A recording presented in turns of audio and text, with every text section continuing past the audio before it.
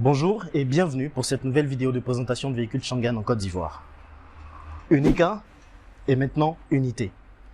La nouvelle gamme Uni de Changan reste encore à l'honneur aujourd'hui avec la présentation de ce second modèle parmi les 3 modèles annoncés, notamment le Unica, le Unité et enfin la Univ, l'unique berline de ce trio gagnant. Découvrons donc ensemble ce magnifique Unité que je me suis permis de baptiser le vaisseau spatial de Changan. A tout de suite.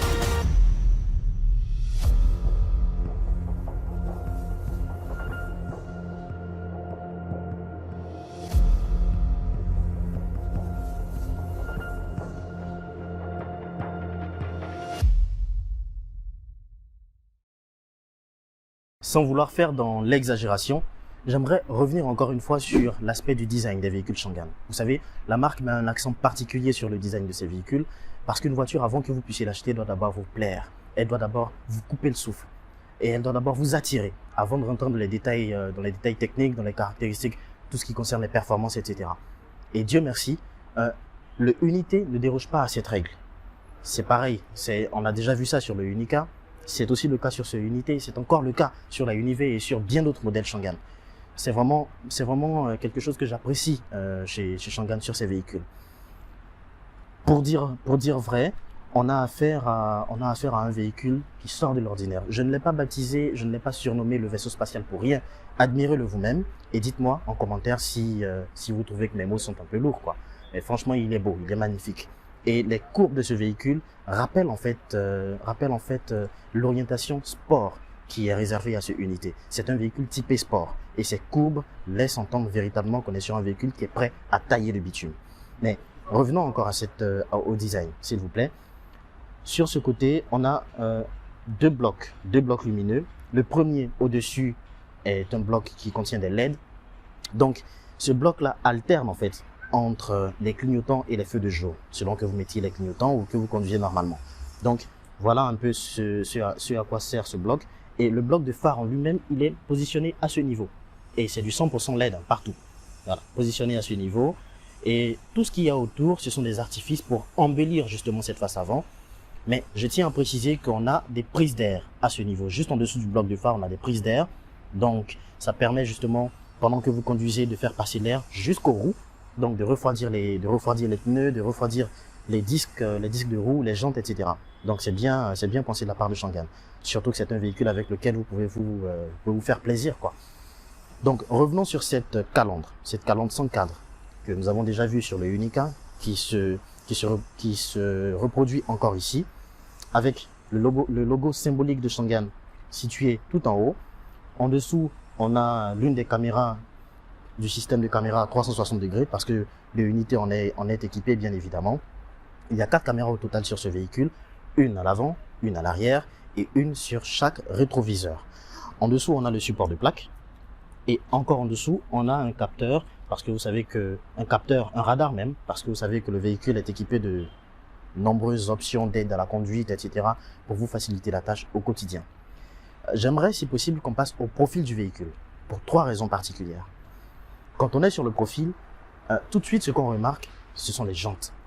Ce sont les jantes qui sont vraiment belles, vraiment magnifiques. Ici, le Unité est chaussé sur des jantes de 20 pouces. Des jantes aluminium de 20 pouces. Et on a ces motifs en forme de Y dedans qui sont vraiment belles, qui laissent bien paraître le disque de frein avec les étriers, etc. C'est vraiment joli. Et s'il vous plaît, on a affaire à des pneus Continental. Ça, c'est une précision de taille. Le deuxième élément remarquable sur ce profil, eh bien, c'est ce support. Ce support en plastique rigide. Ce support en plastique rigide qui enveloppe en fait le véhicule, le bas de caisse du véhicule, ou bien, si je vais dire, les limites en fait du véhicule. Il y en a partout. Ce plastique rigide en fait est une sorte de barre de protection pour le véhicule lorsque vous aurez quelques petites égratignures, on ne souhaite pas, mais ça peut arriver dans la conduite. Vous allez gratter quelque chose, la carrosserie ne sera pas tout de suite touchée parce que ce sont ces éléments-là qui vont encaisser les premiers. Donc il y en a tout autour du véhicule, il y en a même en dessous de chaque portière. Voilà, ça c'est assez remarquable. Le troisième élément qui m'interpelle sur ce profil, eh bien, ce sont les poignées de porte. Ici, à l'avant, on a les poignées de porte escamotables, comme ça. Voilà, qu'on tire de cette manière. Et à l'arrière, on a des poignées de porte qui se trouvent au-dessus de la portière. Donc, qui s'ouvrent de cette manière. Donc, c'est assez original. Le fait qu'il y ait ce mélange de design et de principe au niveau des poignées de porte de ce Changan Unité. Voilà donc les trois éléments qui attirent véritablement l'attention sur ce profil du Unité. On va se diriger vers l'arrière, mais avant, j'aimerais faire un petit saut sur la trappe à essence pour laquelle on n'a pas besoin d'appuyer sur un bouton à l'intérieur, il suffit d'appuyer dessus directement et on ouvre la trappe à essence pour accéder au réservoir d'environ 60 litres. Voilà. Et on referme de cette manière. L'arrière de ce Changan Unité est aussi beau.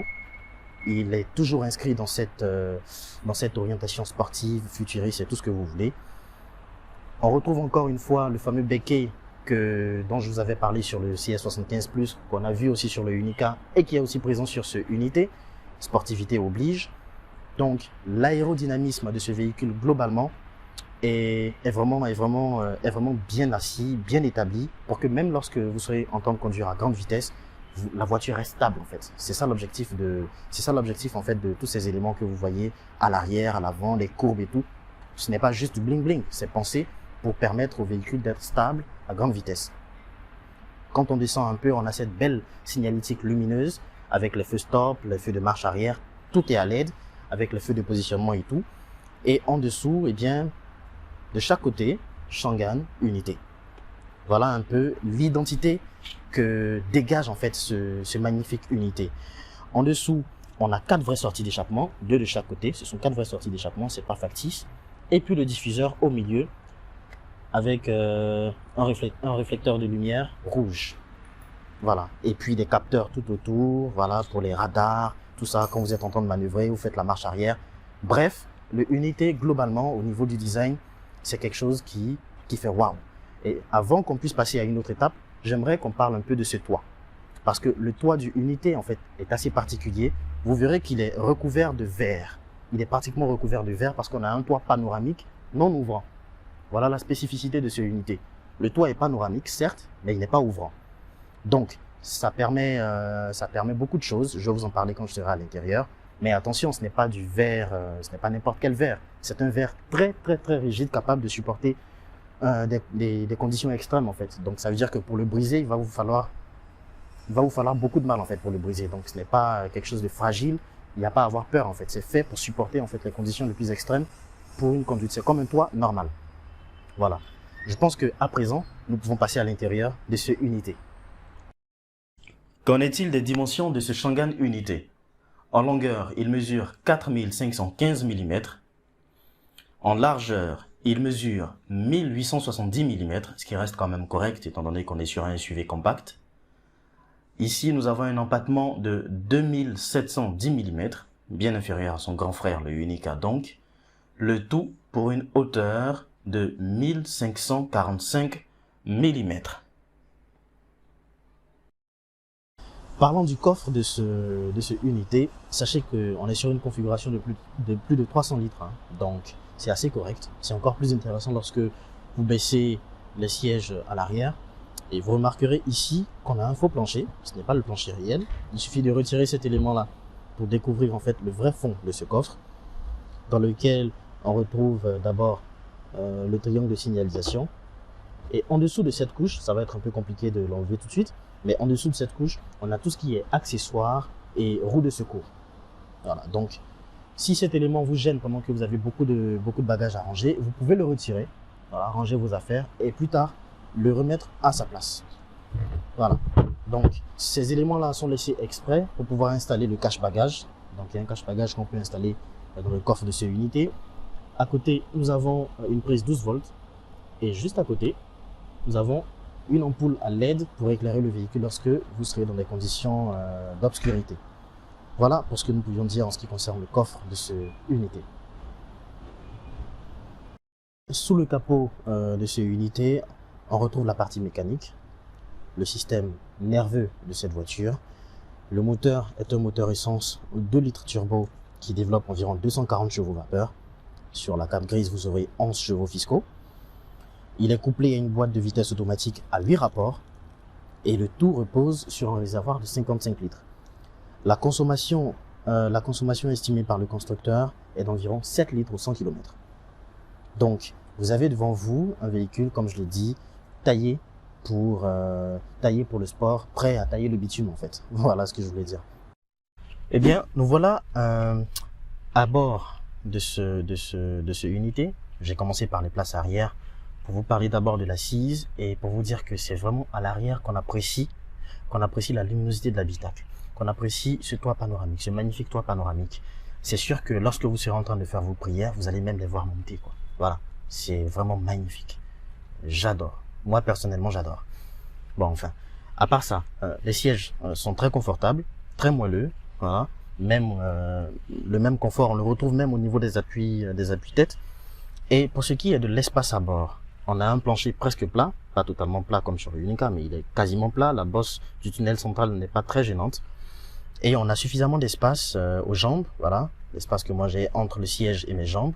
Et la garde au toit n'est pas mal non plus. C'est vrai que je suis pas très grand, mais même si vous faites le mètre 80 ou 90, vous pourrez vous asseoir à bord de cette unité, à l'arrière de cette unité, qui est capable d'accueillir 5 adultes confortablement pour tailler le bitume. Voilà. Sur ces sièges, on a des poches aumônières pour ranger des bagages. On a, Dieu merci, la climatisation à l'arrière, une prise USB. Bon, enfin, une prise USB pour 3 personnes, c'est pas forcément ce qu'il y a de mieux, mais enfin, on ne dira pas non plus que les trois passagers auront leur téléphone déchargé au même moment. Et puis, ce que je voulais encore ajouter, c'est à ce niveau-là, on a un accoudoir central qui intègre 2 portes gobelets, ce qui peut être aussi pratique, quand vous n'êtes pas 5 bien sûr. Voilà. À part ça, j'aimerais qu'on parle un peu de ces contreportes. Voilà. Au niveau des contreportes, on remarque un beau design, une belle finition, comme toujours, avec des haut-parleurs intégrés à ce niveau-là, un petit espace de rangement. Ici, on a une matière bien noble, je pense que c'est du cuir, même à ce niveau aussi. Et là, on a du plastique rigide, à ce niveau-là, du plastique rigide, même en bas aussi, bien sûr. Donc, globalement, on remarque que la contreporte les contreportes de ces unités sont bien finies. Voilà à l'avant de ces unités, aux commandes de notre vaisseau spatial. J'aime bien la façon dont les éléments sont disposés dans cette voiture. Le volant multifonction bien dessiné avec des surpiqûres de couleur grise qui reprennent presque la couleur du volant. On a des fonctions dédiées au limitateur de vitesse à gauche, sans oublier bien sûr le bouton dédié à l'assistant vocal qui est là. C'est à partir de ce bouton-là que vous pouvez activer, enclencher l'assistant vocal ou bien directement sur l'écran. Et puis à droite, on a d'autres boutons encore qui permettent de gérer la musique, décrocher, raccrocher les appels, le volume, enfin bref. Mais comme je le disais, j'aime bien la façon dont les éléments sont disposés dans cette voiture. Depuis les 2 écrans centraux jusqu'au levier principal. D'abord, parlons de ces 2 écrans. Ces 2 écrans qui offrent un confort visuel vraiment, je ne dirais pas inégalé, mais un très bon confort visuel. Ce sont des écrans en haute définition. À gauche, on a le premier écran qui permet d'afficher tout ce qui concerne les fonctions vitales du véhicule, l'état de fonctionnement du véhicule en un mot. Voilà. Et à droite, on a le deuxième écran qui lui permet de profiter du système d'infodivertissement de Changan qui s'appelle InCall et ici dans sa version 3.0. Voilà, donc c'est le même système qu'on retrouve dans le Unica et c'est le même qu'on retrouve dans la Univ. Donc on a tout ce qui est gestion de... Là je suis dans le menu des applications. On a tout ce qu'il y a comme système, réglage, gestion des fichiers, téléphone, climatisation, voilà, tout ce qui concerne le véhicule, la radio.